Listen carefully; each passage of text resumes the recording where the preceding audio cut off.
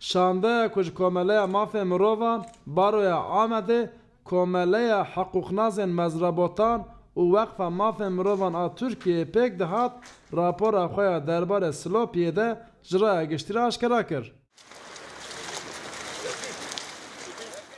Di rapora de tê diyarkirin ku li Silopiyê kalên 8 salî û zarok jî tê de 27 sivîl hatine kuştin û 17 sivîl jî hatine birîndarkirin. Endamên şandeyê bang li saziyên navneteweyî kirin ku ji bo tespîtkirina binpêkirina mafan û sûcên li dijî mirovahiyê bikevin dewrê. Hûn dizanin li Cizîrê jî bi sedan mirov li ber çavê dinyayê jiyana xwe ji dest da ku saziyê navneteweyî bêdeng nema bana ev binpêkirin ev qetleam jî ew ê nebûba.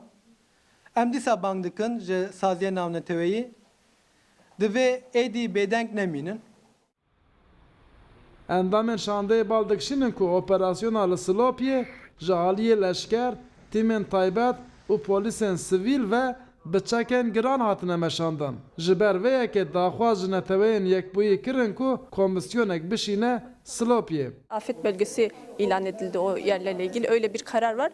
Devlet li şûna Afadê bişîne herêmê divê li Silopyayê birêk edin zirarê xelqê qerebû bike. Em dixwazin neteweyên yekbû jî bikeve dewrê û lêkolînan bike. Biya me neteweyên yekbûyî ji hemû saziyan bêalîtir e û dikare li ser aliyê sûcdar zexteke mezin bike. Lewra aliyê sûcdar ne çare guh bide daxwaza neteweyên yekbûyî. Tekrar o şekilde bir yaşam.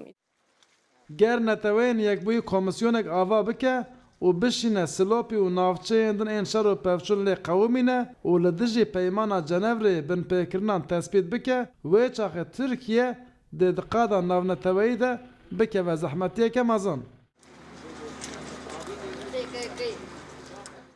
Şandeya Silopiyê dibêje hikûmet goh nade hişyariya wan.